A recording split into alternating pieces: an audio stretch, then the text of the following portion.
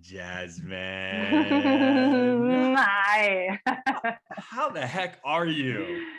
I'm pretty good today. I'm Yeah, pretty good. I love it. Yeah. I love it. Well, I'm going to jump right in because I have so many questions for you, so many thoughts. I know you and I can get sidetracked so easily because Easily. I'm already like, don't say yeah, that, don't say that, don't say that. right, because we can jump in. But I always like to start this with a surprise, hard hitting question.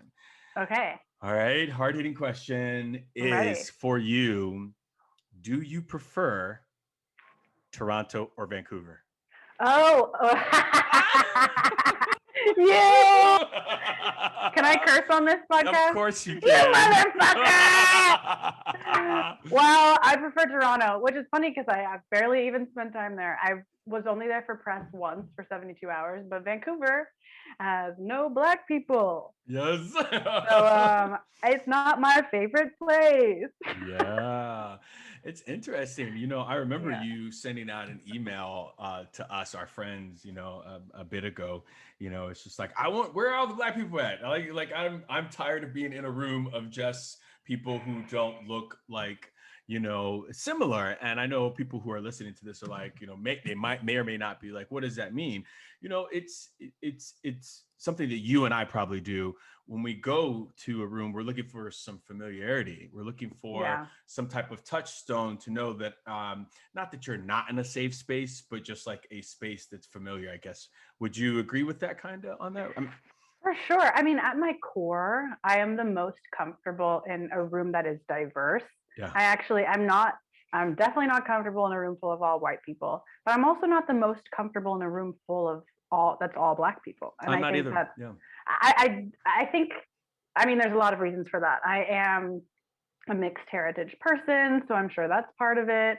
I grew up in spaces that were very one or the other, but also it just, I don't know. I think because my identities intersect in so many ways. I'm a woman. I'm a woman of color. I'm queer, Mhm. um, and yeah, that's a whole other podcast. But I love right.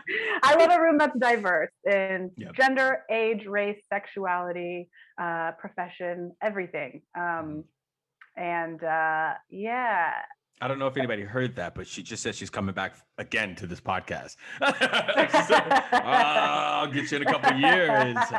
I picked up on that. Hell yeah, I'll be back. You better believe it. I'll be back. Speaking of old catchphrases, I'll be back. Can we talk about Scream coming back? Let's do it. Jasmine, Scream. You did Scream Okay, like isn't the that crazy? no, You know what's no. funny? I had never seen the movie, Uh-huh. so I didn't really get how big of a deal it was. I was just like, You never saw cool. part one? You didn't I see? never saw any of the Scream movies. I didn't really even know what it was. Yeah. I was thinking, I also never saw Scary Movie, but in my head, I thought Scream was Scary Movie. I don't know. So I auditioned and I was like, okay, cool. And then I get there and everyone's like, this is so huge. And I was like, is it? Yeah. And then now I realize this is kind of a big deal. It's a huge deal. It was like the scary movie that brought back scary movies back in the day, right? It was like Right. Now scary I movie. get that. It was so like, oh my gosh, I loved it. I was so scared. You know, Yeah. Drew Barrymore and like it was like Yeah. it was a big deal. So how was it working on? Is it a reboot or is it like a part four of it? I mean, I know it's not a movie, but it's like where does it pick up? Oh, what can you tell? You might not be able to say anything. What I can say is it's the title is Scream. There it is. There it is. Listen, and you know what we know here as actors, those NDAs are real. Oh yeah, yeah, yeah, and they're scary. And They're they're very scary. scary. They are Yeah, scary, scary. Like I was like, oh my gosh, they're like your kids.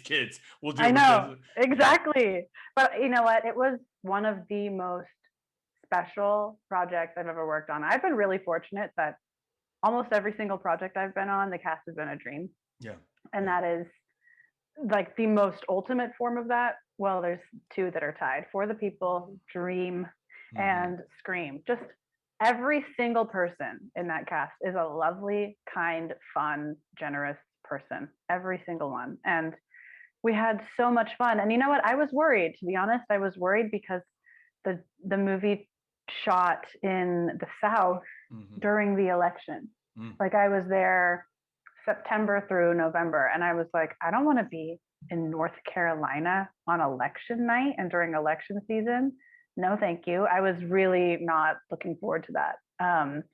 And there was definitely racism because it was the South. But that was separate from the job itself and the people. And I would do it again and again and again. That's at the end of the day, that's why one of the reasons we do this. Yeah. The people, you know? The people. Yeah. And it was just the ultimate.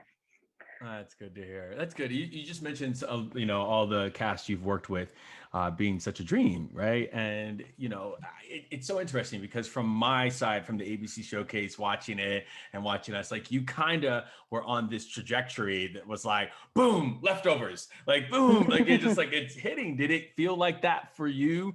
That like you went from, I don't know if the showcase was the impetus. I can't, you know, say that, but it just seemed like it was a skyrocket from after that. And next thing I know, like, was it GQ magazine? I'm like, yes. Remember? Like, so what was it like on your side? Thank you. You know, it definitely didn't feel like it happened overnight by any means. In fact, I just like a month or so ago taught an acting class, and I pointed out that I graduated high school and I started pursuing my acting career in 2012. And Scream will come out in 2022.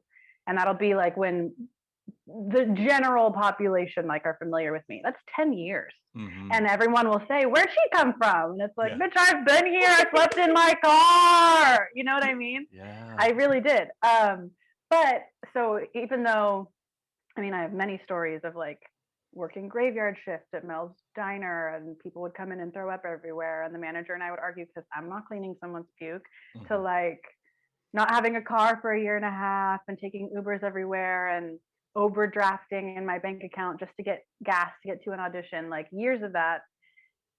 So it didn't feel fast to me, but at the same time I am aware that even 10 years is pretty fast, and like I am really lucky. And I've worked really hard. Like it's a combination that live within me. Yeah, that makes sense.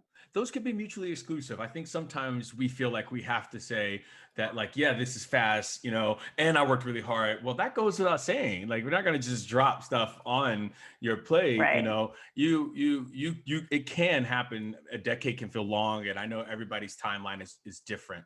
You know, everybody listening to that, I always say that as well. Everybody asks me my timeline, and I was like, I don't like to give numbers, right? I don't give numbers because I don't want other actors comparing their number with my number, right? Because everybody's journey is so different. Yeah. Right. And Exactly. it just is. And so, you know, the fact that it happened for you in 10 years doesn't mean, it doesn't negate anybody else's journey. Those two things can exist in the same world for me. Right. So I guess I'm giving you permission to say your number. Thank you. I appreciate that. You're so right. Because there are people who, you know, their first audition, they book it and boom, they're huge overnight. And then there are people that it doesn't happen until they're in their 40s, 50s, 60s, maybe even. Yeah. You know, and what does it even mean? What does it happen? What is the job? I'm realizing now those things don't exist. Oh, I was going to ask you that question. That's one of my questions I always ask. And I guess I'll just, you know, see this opportunity and just ask you right now, even before we get into your like resume and all the thoughts of like, do you feel like you made it? Oh, I do. But it's funny because not in the way that my little kid brain is like, no. Made it is, you know, you've won your Oscar and you've won your Tony and you never have to audition again and you have 4 houses all around the world and blah, blah, blah. That's like 8-year-old Jasmin who always wanted to be an actor. But now 27-year-old Jasmin who's been through some shit in life, some really, really hard shit, and who has worked hard and lost people, like lost friends either to Trump or death or whatever. I have made it because I'm happy, and I'm happy because I choose to be. Yeah. And it doesn't matter, like that just makes the jobs all that much sweeter, to be honest. Right. I feel like I actually landed in that place last summer after a breakup and Trump stuff and racism at a workplace and just hard things. And I was hiking every day by myself for 2 hours and just like getting to know myself. And I started writing music, which I've been wanting to do for a long time. And I was really broke, which people think that I'm like, have all this money. I definitely don't. And I was like, you know what? I am so happy. I'm in LA living with one of my best friends. I'm writing music, which is what I've always wanted to do. I'm here for the next opportunity. It doesn't matter. Like I am living my dream. And literally 4 days later, I booked a screen. And it was just an exciting cherry on top. It wasn't like, oh, now I have my meaning. I already had my meaning. And that was just an exciting role I got to go play. If that makes sense. Yeah, it does make sense. And one of the things that I always try to do with that question is because I think we are out there when we're our younger actor self, we're like, I'm going to make it. I want to get this. And this is what that means. But I think as I've gotten, gone in this journey, it changes, right? And it is, am I happy? Do I love the family I've created? Do I love what we're doing? Being a dad, like stuff like that changes from not just, I want to make my living off of acting, and I want to you know what I mean? You know how we are. Especially that Enneagram 3. Yes. We can be a little crazy. It can be a little crazy on that. And so I think it's just important to ask that question. It's as we dive into thoughts, and I can see just by one knowing you, but also just by watching you talk and how deep you are. I hope I'm not intruding when I jump in and I ask, so you lived in your car? I didn't know that. I didn't know that part about your journey. I didn't live in my car, but I slept in my car a few times. Yeah. I mean, I have two bad breakups. No. In the doghouse? No, this is different. Yeah. This is a little bit different. Yeah, when I was like 18, 19, when I still lived in Portland, and even before that, when I lived in Eugene and I would drive to Portland, just there were nights, because it was like 4 a.m. and we wrapped somewhere and it was like the middle of nowhere and I didn't want to say to these people I met on Craigslist, can I sleep on your couch? So I would sleep in my car. Yeah. Rather than drive hours back to my mom's house, Yeah. So also, I guess again, as we jump into like 10 years and where you've been and where you're going, like I'm all about the thoughts. And was there some thoughts or some stuff you had to let go of to keep you on this trajectory? Because you've been booking consistently, since I've known you. And it's been a thing. And I'm just wondering, like, what are your boss level thoughts? I love that. I feel like they've changed because I'll start where I am and I'll go backwards. Right now, especially so I have a podcast that I'm about to start recording that'll come out in June. Another one that I'm trying to sell. My music I've been recording and I'll start releasing that this summer. The show that I'm in Vancouver shooting will come out this year. Scream will come out next year. Like my career is about to move to the next level. And that means that I have just more business stuff to do every day. And so the boss level thoughts have to do with my support system. And I only have time and energy for friends that are life-giving and not people that are draining. And that's hard to sit with and realize like, oh, this person I've been friends with 10 years, it's not actually a good friend. I've kind of been staying friends with her out of obligation. And like, it's time to let that person go. That kind of stuff is really hard, but really important, So that's where I'm at now. It's looking at how do my relationships affect me and therefore affect my career and my happiness. But, thoughts over the past 10 years, I think if I said them out loud, you sound insane. It just has to be this level of confidence and self-belief and manifestation that is that sounds psychotic when you're like 20 years old and you haven't even had a co-star and you're saying, in 3 years, I'm going to be a series regular on a show and I'm going to have worked with this famous person, this famous person, this famous person. And I really believe it in my core.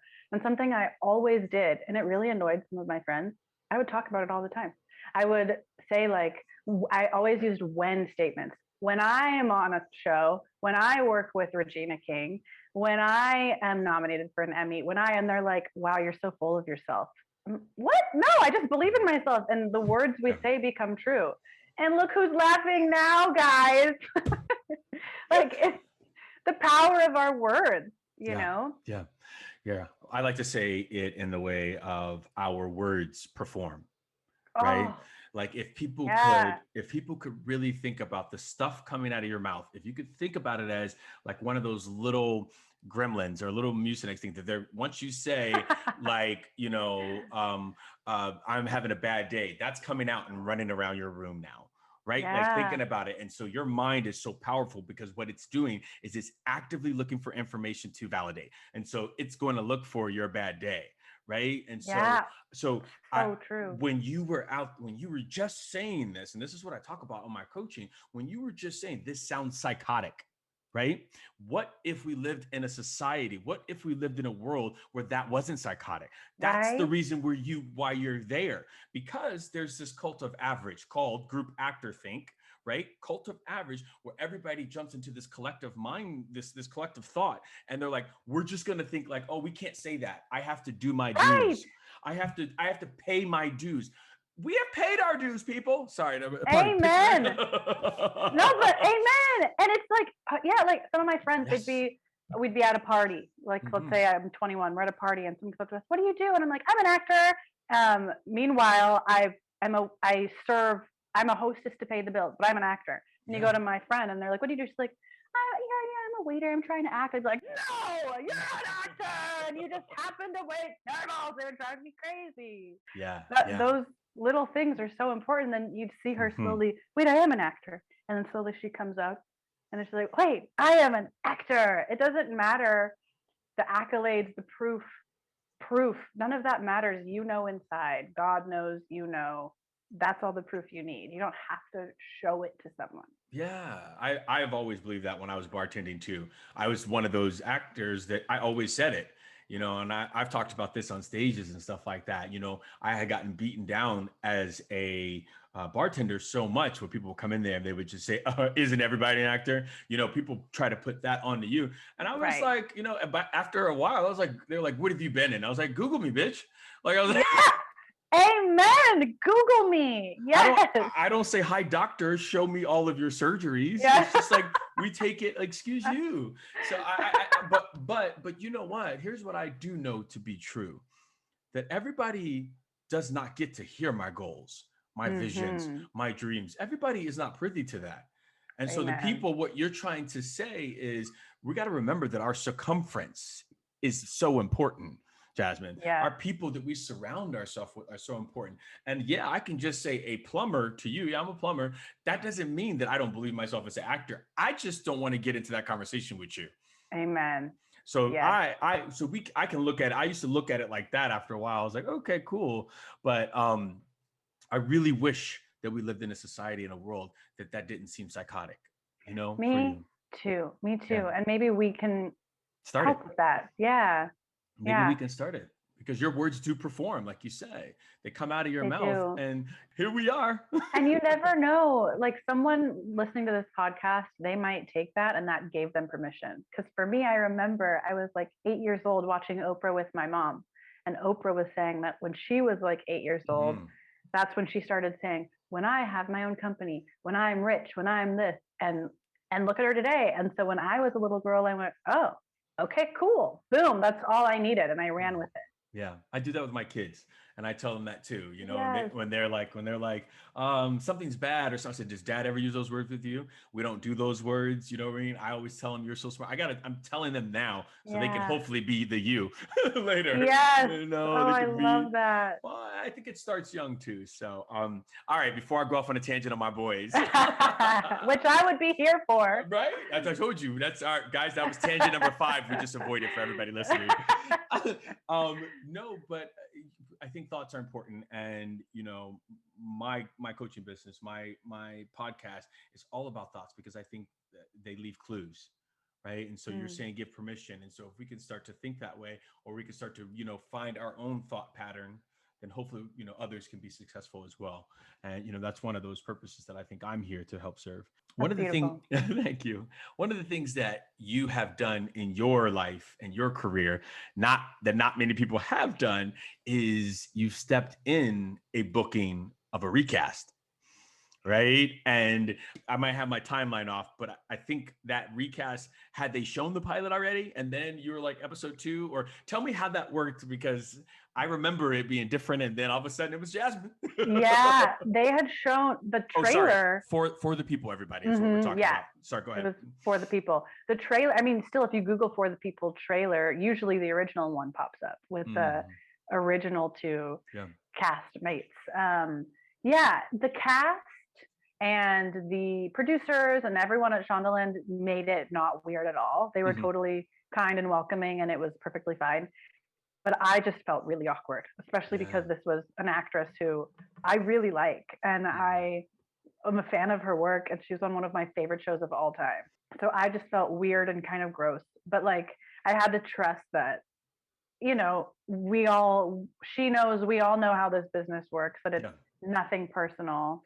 And then in fact, in season 2, I barely ended up being in the show because they just couldn't figure out the character. So like, that even proved further, it had nothing to do with her. It had to do with whatever was going on at ABC and the writing and the producing.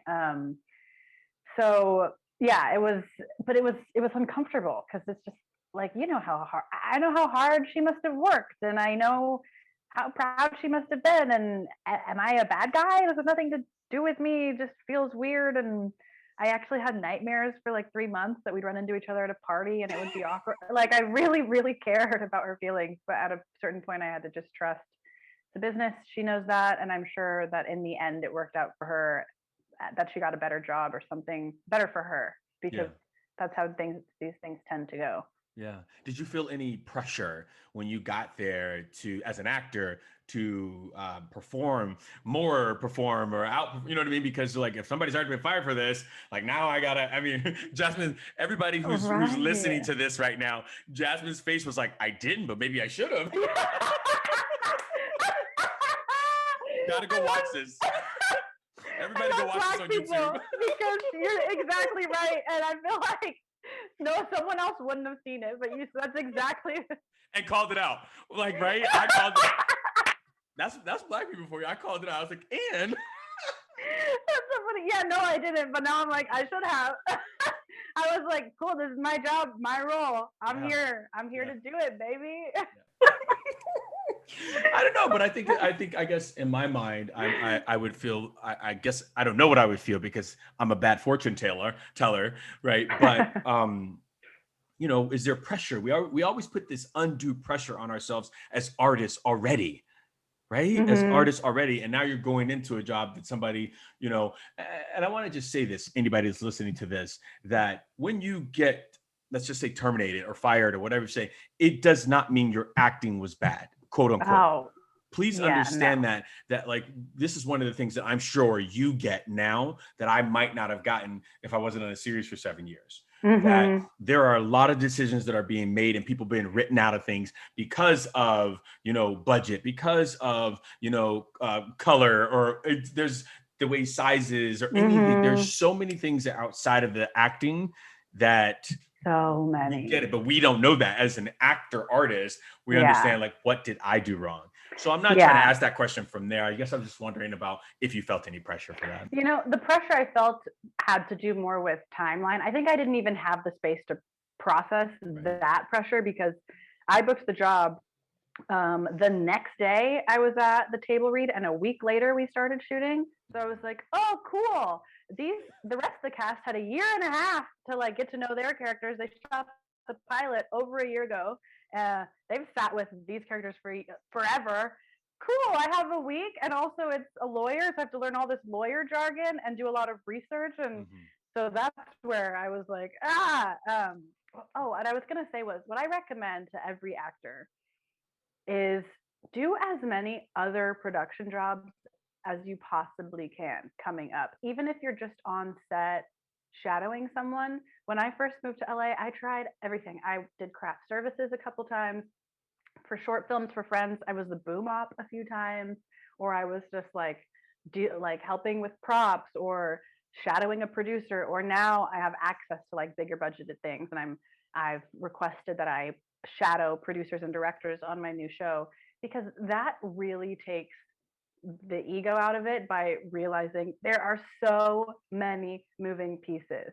I was just told a story about a project I did and a scene that changed the last second, location changed.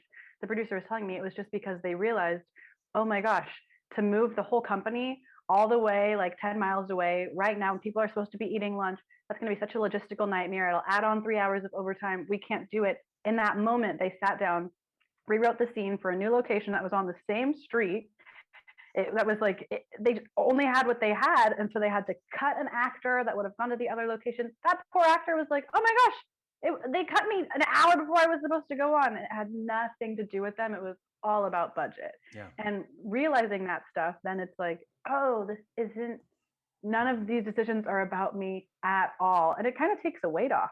Like, oh, then I might as well just show up and have fun and get out of my freaking head. It's so true. I shadow directed on Bosch. Oh, cool. And yeah, and it was cool. But I got to see some of those where they're like, I was like, oh, this really is about just the budget. Yeah. This really is where they're like, great, well, if we just hire that person as a week, guest star, then we can have them for this, or no, let's just get them all in one day. They're really trying to move these pieces. It's about money. But what I hear you saying also is we don't know that, right? As actors, we think we're that center of the thing. And then all of a sudden we get to see that it hasn't. I also think you should be on the other side of casting. You know what I mean? Like when you can start to really see, I've said this on many a podcast that I've talked about, but I'll say it again, if this is the first one you're hearing it, that it was disheartening to me a little bit when I got to see, like, it's basically like spin the bottle. I know. Because we're Jasmine, we're moving back home. We're moving back home because we didn't get this one part. And they're literally, we're like, I'm moving home. I didn't get it. And it's nothing to do with our craft, right? At all. Same. Yeah, I've helped with casting a few times for the showcase, like in years after. And I was like, oh, wow. Was your thought like mine? How did I get in this? Yes. How? Right. Yeah. How? There's so many moving people that I'd be like, they were amazing. What are you talking about? And it's like, well, we already have 3 of XYZ. Yeah. I was there. Oh my gosh. I did it too. Yeah. So I want to get a little artsy with you. Let's get a little cool. crafty with you before we go into another direction. You've played all these wonderful lawyers. You're gonna be on screen. Oh, The Leftovers. I mean, like to some of these great roles. And I'm just wondering, how do you prepare for these auditions, right? Not the characters yet, but like when you are getting the sides, walk us through that, because here's what I do remember, but people don't know. I remember how you and Tom, who I love so much, like you all were like those theater nerds and at the show, like we're feeling it and moving and we get on and be making out with each other and like you're like and so I'm wondering, when you get this audition on a Monday, right? You got a Monday and they're saying, hey, either put this on tape or come into the room, pre-COVID on Wednesday. Walk us through Jasmin's process. It depends on how the words first hit me the first time I read them. Sometimes I read something and I'm like, oh, I got this. Like, I know this character, this person. I don't have to prep at all, honestly. And that's just sit down or lay down and just like memorize the lines, try not to memorize them in any sort of way. Just get the words in there and don't even run it that much. Because if I get it, if I overwork it, then I'll mess it up. It has to just stay fresh. But then there are other times where it's maybe 13 pages or it's a person that I don't relate to this life experience at all. She talks differently than me. We're just different. That needs a lot more time and work. What I do is I'm very much have to create memories. I don't like saying a line and not knowing what I'm talking about. But it's like, I'm like, oh yeah, I remember Susie at my 8th birthday, and I'm just saying that. But I also don't personally love doing substitutions that much. It, again, just depends. So I will sit, sometimes it's an hour. It's usually about 40 minutes per page. So that can like really add up if it's a 13-page audition. But I'll just like sit and like create all these memories, just like let this character and these words and memories get in my body. And then to memorize it, it has to be physical because I have to have things in my body. If they're just in my head, that's bad. So I'll go on a hike. I'll go on a really long hike or a really long walk. I'll take my printed sides and I'll make sure I'm like sweating and out of breath as I'm memorizing the lines to get them in my body. And then if it's comedy, I really want to explore it a lot, and I try it a bunch of different ways with a friend that I trust. And we're on our feet and we act it out and we try things and we're goofy. If it's more serious, again, I try not to touch it too much. Just like make sure it's in my body. It says like tender, so I can poke it and it explodes. When I'm in the room. But I'm even hearing myself saying now as I'm saying all this to you, it's just so much about the body and and seeing where it lives and making sure it's placed in the right spot so then I can show up and let it bleed. Yeah, that's so good. That's so good. Movement or having it. I'm a really big memorizer, right? Because for me, I don't know what you were saying. I have to have it in here. I know, like it becomes fresh to me if I'm not over searching for something. I feel like I can play and jump when I'm not switching back into my right brain, like to try to retrieve the words instead of like letting it flow. And I can let it flow a little bit better that way. But I love how you're saying like just like memories for everything. Memory. I have to. Yeah. Well, I think that's something with a lot of actors. I work with a lot of actors. I do a self-tape class, like you were saying, like you teach that. Like a lot of people, what they want to do is go back to memorizing only, right? And just getting it. And the best memorizer doesn't always get the job. Right. In fact, a couple tidbits I took from some self-taping classes early on. One was have the first and last line off book. Those are the two that always matter. But then we don't care. I mean, go look up what's his name's audition for Breaking Bad, Aaron Paul. Like, oh my gosh. It's like, if you're talking about memorizing, awful. He was reading the page and fucking up the whole time. Like he got the job because he was the character. He was the character. Yeah. Who cares about lines? Who cares about it, right? That's what Until it's a Shonda show or a legal show or something that's all jargony. You know what I mean? Or Aaron Sorkin. Exactly. Yeah. Well, we on Bosch too. We couldn't. Like that was one of the things that they would come over. They'd be like, so you said a instead of the. Exactly. And so that's why I understand. But I was already that character. But still, then when you get on the show, they're like, yeah. Yeah, it's just case by case for sure. Yeah, I love it. And some shows love improv and some hate it. And you just got to feel your way through it. You got to be malleable. I guess I was just never, for me, I am a better, and I think this is what I hear you saying also is we all have to figure out what works the best for us to come to this same conclusion, right? Like to come to the same thing. And so, for me, looking down and figuring it all out, my brain shuts off weirdly, so I do have to memorize it. But as soon as I memorize it, I'm all in it. I'm like, it's just a fun process. Cool. I love hearing other people's process. That's so cool. That's one of the reasons I also asked this question, because we also get to take other people's stuff, like a little piece of that, take a little piece of that and put it together. That works really well for us as well. This music. Where I don't know this side of you. No one does. It's so beautiful. I tune in sometimes. You're in a bathtub. Wait, let me qualify that.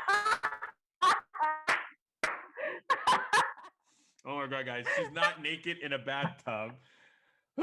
She's doing music. Why don't I let you tell that?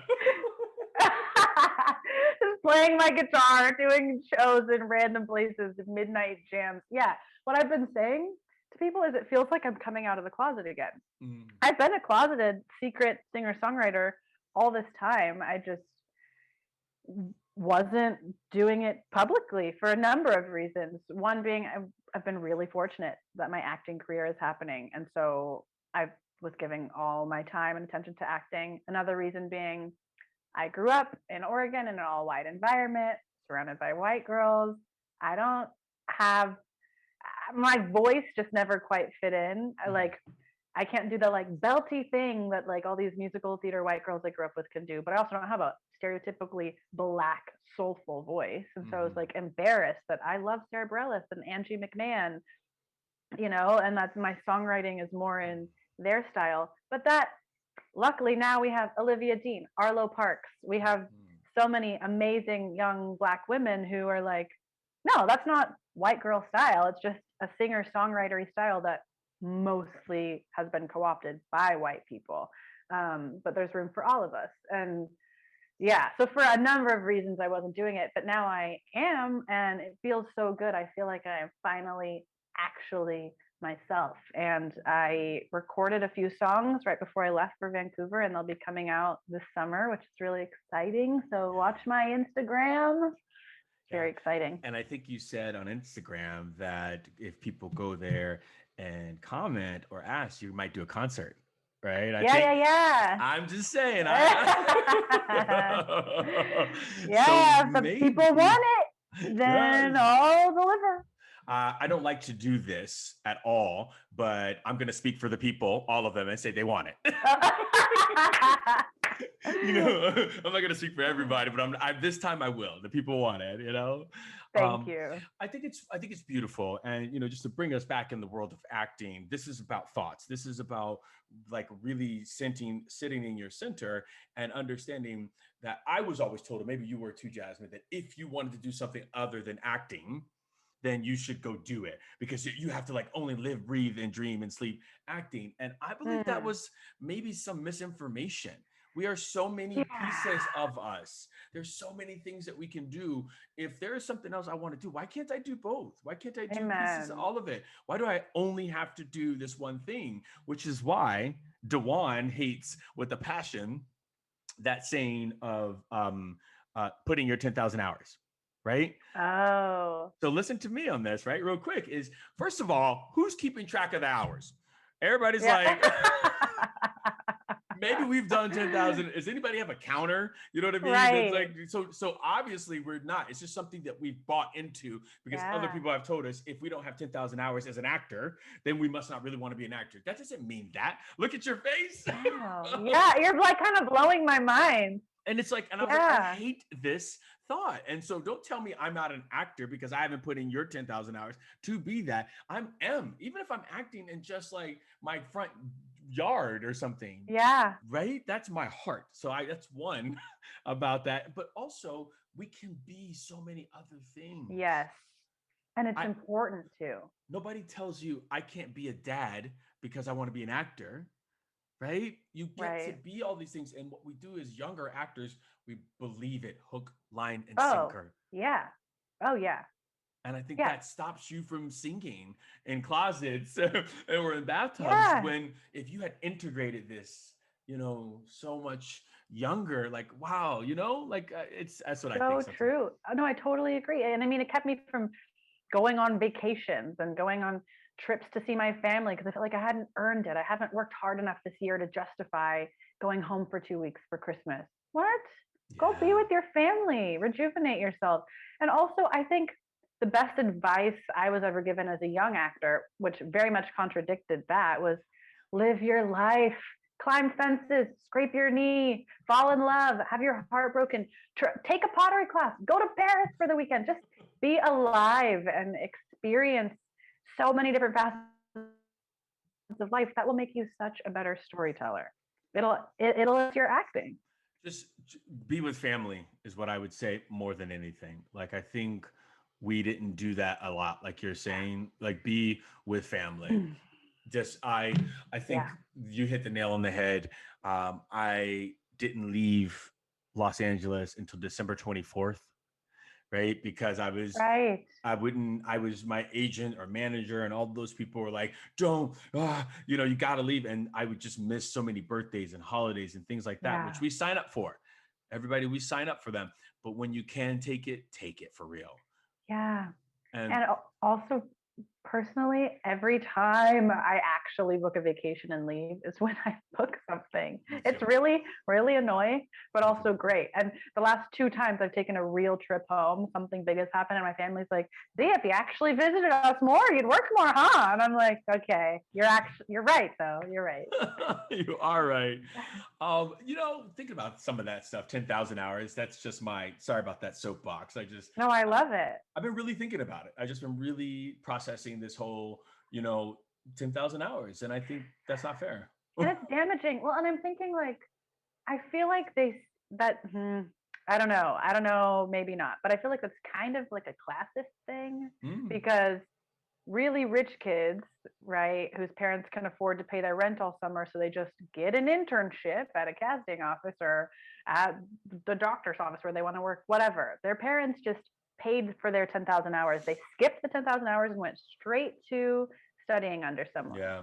10,000 hours is for people who don't have that access. It's like work really, really, really hard so you can prove to someone that you're worth being mentored. Yeah. Yeah. Listen, and I don't think that just to be an artist that you have to be a starving artist. I think there's a lot of No, those or things that people tortured. or tortured. And I think people have to really stop and think about. I started really thinking of what am I collectively jumping into and agreeing with? Because all of this stuff is all of it exists the same way. We're by agreement, right? And as soon as we agree, yeah, 10,000 hours, as soon as we agree, oh yeah, I got to be tortured, that it exists the same way as, well, I can do this my own way. Yeah. Well, that's all by agreement. I can agree with myself that I can do something a totally different way. And I don't think we understand when we jump into that, you got to pay your dues first. That's what actors say. We agree to Mm, that. Well, all right, why do I have to pay my dues? Why can't I just go be great? Why can't I just go pay yeah. attention? Why can't I go just do this? Why can't I just make my own show? Right. But what we think is like, oh, this is the line. I got to stand in this line like everybody else did. No, you don't. No, it's kind of the whole thing, the student loan forgiveness. Mm. And people who just finished paying off their student loans or did 10 years ago, they're like, no, everyone should have to pay off their student loans. I did, you should have to. What? So because you suffered, you want everyone else to suffer? Yeah. Yeah. That sounds like hazing. Yeah. That's not that's not kind. It is. I don't listen. I agree with that. I agree with you on that. I mean, like, okay, cool. Damn, I wish I was 10 years younger. Or Right. Yeah. like, Like, oh, you lucky bastard. But I'm not gonna keep you from it. yeah, yeah, that's great. So let me just ask you this. Career's going well. Got this singing career.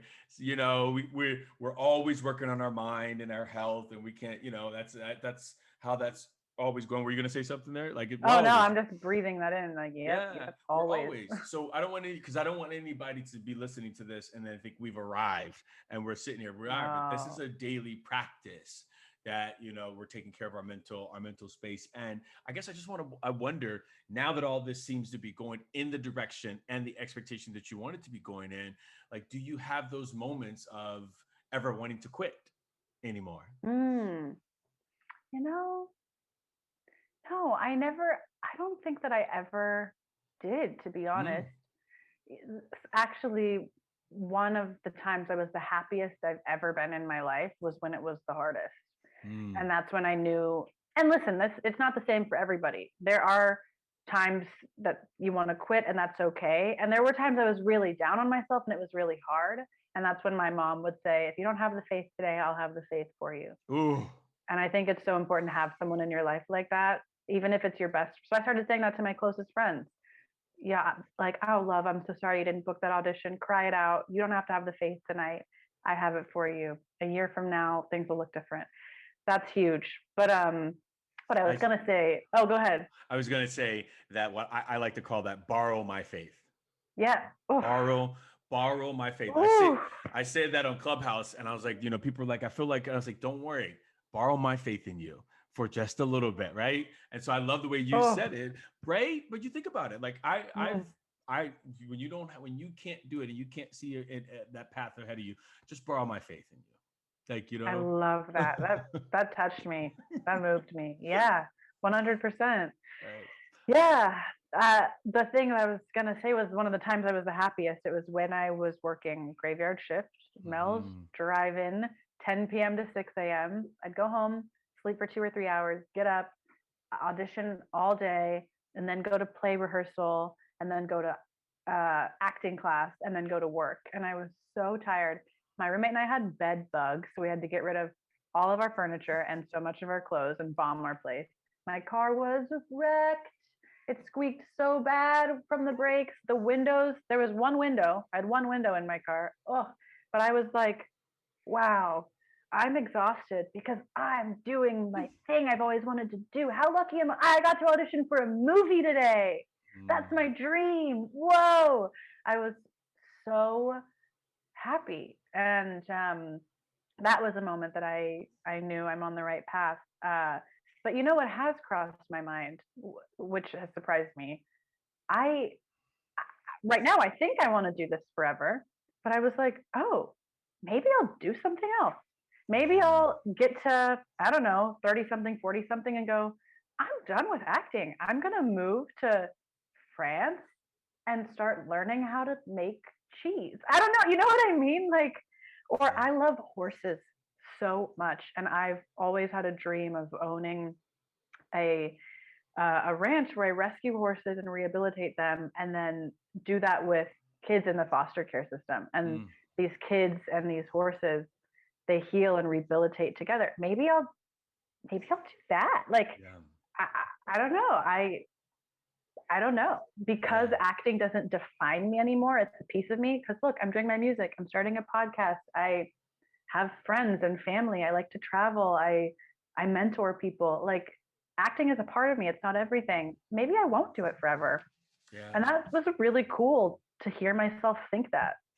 I talked about that in the first episode of this season's podcast, where I talked about finishing up 7 seasons on Bosch, and the thought I had as soon as I was done was, what's next? How do I get to run into? I don't have anything set up. And then I was like, well, do you even still want to act one? Like really asking yourself some of those questions about just pausing instead of just jumping into the default setting of what's next, right? Take a moment to just breathe and say, well, what would I like to do next? Yes. Is a better question than let me jump into this frantic, like, please give me a job, which we know doesn't work that way. When we're in the please give us the job. Instead of just sitting back and just being like, what would I like to do next? Where would I like to go? Would I like to go make cheese with Jasmin in France? Honestly. For a little bit and then come back. I think we are just seeing that there are other ways to do this life. Yeah. And just off of that, something that I like to apply to my life and been really talking with some friends about is replacing shoulds with wants. Mm-hmm. Should I text her back? Should I take this job? Should I do this in the scene? Do I want to text her back? Mm-hmm. Do I want this job? Do I want to do this in the scene? I love that. It's just a completely different way of living, and it's so much nicer. Yeah. But we're programmed with these shoulds. It takes some real undoing to get to wants. Oh man. All right, Jasmin, here's lightning round. Are you ready for that? Okay. Okay. Now I just got to tell you, because you know how we are. Lightning round, you got to get short answers. Okay. Okay. Yeah. Well, I'll do my best. What role or character do you want to play next? Musician, musical. I want to be in a musical. What's your dream role? Musical. Okay. Got okay. Typical actor day. Your favorite typical actor day. What do you mean? Like in quarantine on set? Both. Let's do ideal and COVID. Like, what is it? Okay. Ideal in ideal life, I get up around like 7:30. I have like 2 hours of like meditation, journaling, hike. Oh, I love hiking, being outside, shower. Then I do my vocal exercises and all my daily warm-ups. And then I'm seeing a friend. I'm having an audition, reading a script. This is so like fantasy land. This never happens like this, you know? I love it, right? And then at night, seeing a play or a musical, and then like going and having tea with a friend and talking about how inspired we are, and then going home and writing a song. That would be like my dream day. In reality, I wake up too late and I'm like, oh, you slept in again. And then I'm like, oh, I'm lazy. Am I lazy? What's the meaning of life? Why do I think so much? Why am I like this?